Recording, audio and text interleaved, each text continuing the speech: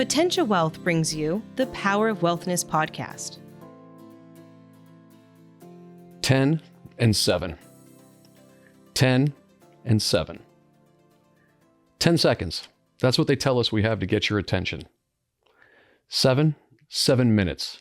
40% of podcast listeners disconnect within the first 7 minutes.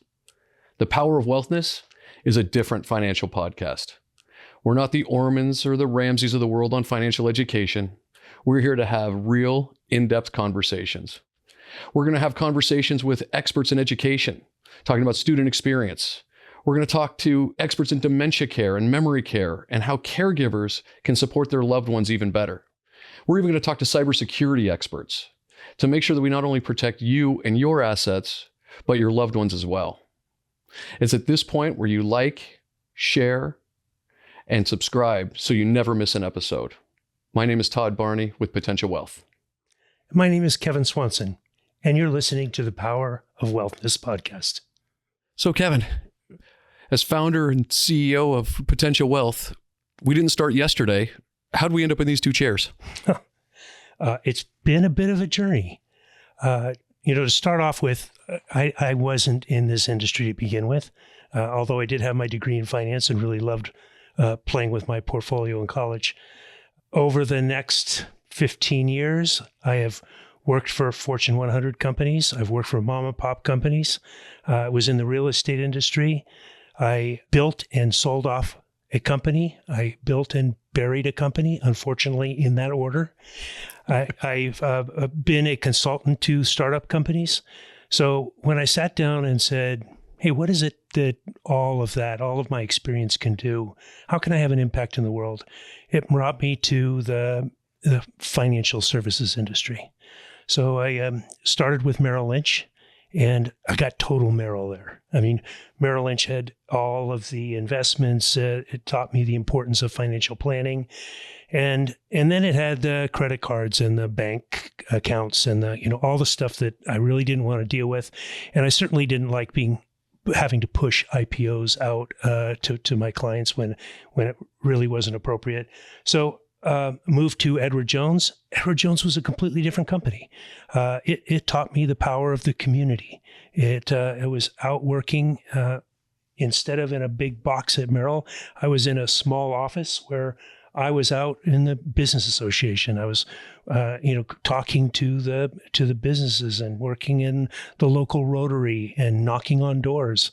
And then at one point I said, I need to bring the best of both of those worlds together. And so I started my own company. It's excellent. Now, it wasn't always named Potentia. No.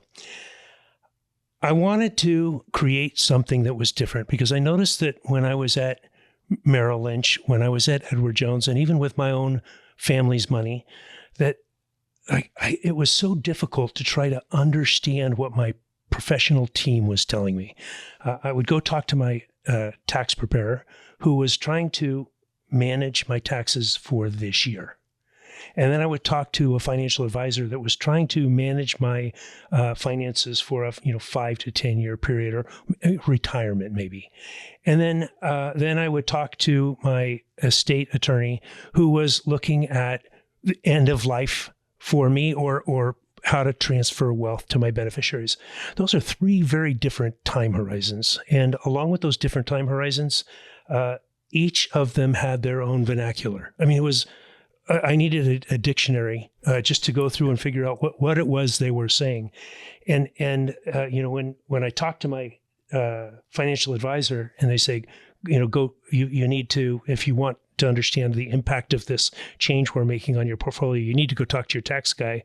And my tax guy would be like, well, why are you making this change? It's going to increase your taxes this year. It's very confusing. So I wanted to create simplicity for those people with wealth. I wanted them to be able to walk into one place and have an integrated set of services so that when we were talking about tax and wealth and trusts and the other financial things that come into our clients' lives, that we were able to talk to the client to understand what their objectives were and for the professionals to come together with a single path forward that was understandable. That's excellent. Now, what's been the most rewarding part to bringing those under one roof? I had a client who came in once and sat down with me, and he was he actually ran the repair department at one of the major dealerships in the area. And he sat down and said, Kevin, I can't do it any longer. I know we went through the financial plan and you said I could retire in 3 more years. He says, I just can't do it. He says, my dealership has been purchased again. I've got a new manager. They're changing everything they want me to do. I got to get out. How do we do it? I was able to sit down and help him better understand, he and his wife and his family, to better understand what they needed to do to provide them a high probability of not running out of money before they ran out of air. And when he left my office, he had intended to go tell his boss that he was done and quit because we found a way for him to do it. So I had a conversation with him about 6 months later, and I said, hey, how's retirement? And he says, I'm still working. I said, what happened? And he says, well, Kevin, it was, you changed my mindset. And when I walked in and told my boss that I no longer needed to work, that I just sat down with my financial advisor and my retirement starts today. And he said, no, wait, you can't go. I need you. I need you to stay. What is it that I can do to get you to stay? Now, eventually, my client did retire. It wasn't much more than a year after that. But it was simply changing his mindset. It was empowering him to have the confidence in his financial life that he took control. His job no longer had control. And being able to impact people's lives like that, that's what feeds me. That's excellent. How about some of the challenges? Because to your point, different time horizons between the different professionals, different motivators. One's cutting taxes, one's looking at total return, one's looking at possibly beneficiaries' interest as much as the clients. So how's that been from a challenge standpoint as well? The hardest part of this job is sitting down with the client and telling them the truth. Saying, you know what, I'm sorry. I know you want to retire, but if you do, you're probably going to run out of money too soon. And so bringing reality to the table for the clients is really difficult. But what I can tell you is in that process, I've lost one client who basically said, I refuse to accept what you're telling me. And he walked out and probably found someone who told him that he could do it. Everyone else has been understood where they were. They kind of knew that was the case. They just needed someone to affirm that. And then to tell them how to fix it. Give them some options. And that's what we do. It's excellent. That's when I sit down with clients, I always tell them, especially when it's new or they're less sophisticated, as I said, there's 2 things I always want you to walk away with: comfort and to know there's always options. They may not be the most attractive options, but there's always something that we can do. So it's absolutely great to hear. Yeah. So integrated wealth management / Potentia Wealth has been around since 2008. So we've got a lot of experience. And we've grown from myself and a support person to over 20 people in our company now. You're one of those people. So tell me a little bit about your history and what brought you to this job. This is the only industry I ever wanted to be in. I think that's where you and I, we see the world very philosophically aligned. I'll talk about that in a moment, but I always knew this was the industry for me. It's one of those things that just, you wake up and it happens to be the fit. And it's changed though dramatically. I started out as an advisor right out of school. I graduated on a Friday. Parents said, take some time off, which was the only time in my life my parents ever told me to take some time off. I didn't listen. Graduated on a Friday. I'm at work on the following Monday. It's June of 1999. So you remember what was happening in the market at that time. Yep. And I was bright-eyed, was going to be truthfully retired by now. I was going to be a financial genius at that point.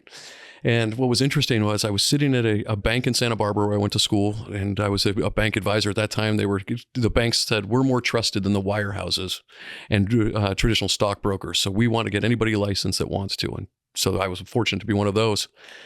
And a woman, I remember it to this day, she came in and she cashed out her bank CD, as you know, federally insured, as safe as you can possibly be. And she said, I need to cash this out. I'm going to buy a tech fund. And I said, well, I can do that for you. And we were able to talk through that. I said, but which tech fund? And she said, I don't care. I just need tech. And at 23, I wish I could say I just knew market-wise and charts, but at that point, just something felt off. That somebody would go from the most secure, safe type of investment to this high volatile, high excitement to that type of investment. And so I said, we can do that, but let's split it. We're going to put half in a muni bond fund and half in a tech fund. And I had one that was on the roster. And about 8-9 months later, unfortunately, as we know now with the benefit of 2020 history and hindsight, the market peaked and she came back in crying. And she said, you saved me, because she had half of her money left.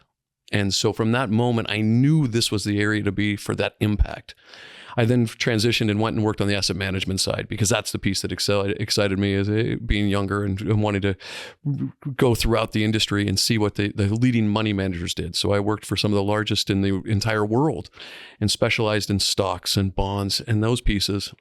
And then what I realized through that journey was it's not just about the investment management, much to your point. In fact, when you and I first stood in the building we're sitting in now and talked about the future of the industry and integrated wealth management at that time, that's where I knew you and I saw the world very similarly. It was more about the planning aspect and the impact, more about the why than the how. Yeah. The investment selection piece, I still like it. Don't get me wrong. I get excited about it. I talk about it constantly, but it's less important than why are we making those decisions and what impact can we have? And that's what I get by being part of the team. Yeah. Being able to help a client understand where they are, create a vision for the future, and then provide them a path that has a high probability of achieving those goals for them and their families. Just such a powerful job or role to be in. Oh, it's incredible. Well, that's it. I was going to ask you about it. We hear the term family office so much now. It seems to be the buzzword of the financial industry for 2025, family office. We have that same structure. Talk to me about that a bit. Yeah. So in a family office, traditional family office, it's typically someone set up for an ultra high net worth individual or family. And they will hire their own financial advisor and their own tax preparer and their own accountant and their own property manager and their own travel agent and their own. So they've got this whole group of people that support them and help them take care of all that in a very integrated way, because they're focused on that one client. But this goes back to the concept I had for integrated wealth management and how to bring all of those professionals together with one focus, and that was the client. And so what I did was to build a family office like product. It took me 15 years to do it. But a family office like product that allows us to provide that integrated family office experience for someone that doesn't have $200 million. Well, and I'd take it even a step further. And by design, the way that the office is set up, now it's not only a single client. Because if you think about the Waltons or those major families, now the way that we have the entire team built, we reflect the families that we're working with, whether it's age or demographic or just a fact of reality of going through life. I mean, you and I have been talking about my son just started high school this week. Can we help with that in terms of financing college education or whatever we need to? That's where I see this podcast coming in, is now we're not only helping the families that we work with, but the families that they care about and those as well. We are now a multi-generational office, which means that when Kevin goes away, when Kevin retires, the clients will keep the same operational team, will keep the same professionalism, will keep the same process, the people that know them. So there is a succession plan in place, and it runs right down through the 60s into the late 20s. And so you're right. We have got every spectrum in there. And we're fortunate enough to have an office that I think now is a majority of women, because it provides a nice balance to the office as well. It is. But why the podcast? Podcast is a new medium, newer, I should say. But this industry, and as I said, it's the only industry I ever wanted to be in. If I had one knock against this industry, it's how slow moving we are to adopt new technologies and new ways to engage with clients and those that are yet to be clients. And the podcast opens that audience up. It's a preferential way and preferred way of many people to get their information. I'm sitting here in my late 40s and I still watch the local news. But if you go upstairs and talk to those in our staff that are in their late 20s, I don't think they know what the local news is. but they know podcasts. Yeah. And most importantly, now we can target specific topics in a very quick way to have people get some information that's concrete. There's so much news out there and information and misinformation that we know that at least we can put out a quality product to be insightful and share that perspective. How about you? When we go through a financial planning process with our clients, we're looking at everything in their life that money touches, and money touches almost every aspect. It's giving us the opportunity to look at where they are in life, how to prepare for education, how to teach their kids, financial literacy, how to pick a college, how to qualify for financial aid, how to, every stage in life, right up to the time that we're talking about, what do we do as a family with dementia? How do we manage those pieces? And this is, the podcast provides us a way to provide that information, not only as a reminder to our clients, but out into the world so that we can have an impact with people that we aren't sitting across the table from. It's excellent. The other piece that I'd add to it, I'd love to hear what you're most excited about from a topic, but as we've scoped this out and started to talk about the different experts we're bringing in, because the one thing that's happened over the last 25 years I've been in this industry is it's just become more complex. For any single person to say they can cover the industry, let alone, to your point, dementia care or college financing and different opportunities that are there, or Medicare. I mean, if you think the investment world is difficult, delve into the Medicare system, and it's a whole different world. Yeah, just don't step into that donut hole. Exactly. But point being is that's going to give us the opportunity to bring in experts from their field to share that perspective. I mean, the top 4 university in the country is bringing us a couple of pieces that I'm most excited for. What about you? A lot of our clients work very hard for their money. And then they get into retirement and realize they've got more than they're probably going to spend in their lifetime. It's helping them understand how to have an impact in the world. And we'll bring opportunities to them to not only put their kids through and understand college, but perhaps make a donation to a local college and how that will have an impact on what their return would be, or where they can go to a nonprofit organization and understand how they work and the funding pieces and where that can go. So how they can have an impact in the world with their money, I think, is what I'm looking forward to. See, it's amazing. It's funny. In a past life, we would always talk about if we could answer 2 questions with every client we sat down with, it would be great. First is, am I going to make it? And the it is what people need to identify. And I think that's where the podcast comes in. We're going to talk about a variety of it's. And then the second piece is, are there any financial blind spots? And that's where you and I can come in and do Potentia Wealth overall. So I'm looking forward to it. Yeah. Join the Power of Wealthness and participate in the real conversations to help you align your financial choices with what truly matters to you. It's now been more than 7 minutes and you're still listening. You can find more information about us at potentiawealth.com. But what Todd and I would really appreciate is for you to allow us the opportunity to inform you on the important and interesting subjects that can be found at the intersection of your life and your money. Thank you. Thank you for listening to the Power of Wealthness podcast. Click the follow button to be notified when new episodes become available. Visit our website at potentiawealth.com or give us a call at 408-288-7886. The information covered and posted represents the views and opinions of the guest and does not necessarily represent the views or opinions of Potentia Wealth or Potentia RIA. The content has been made available for informational and educational purposes only. The content is not intended to be a substitute for professional investing advice.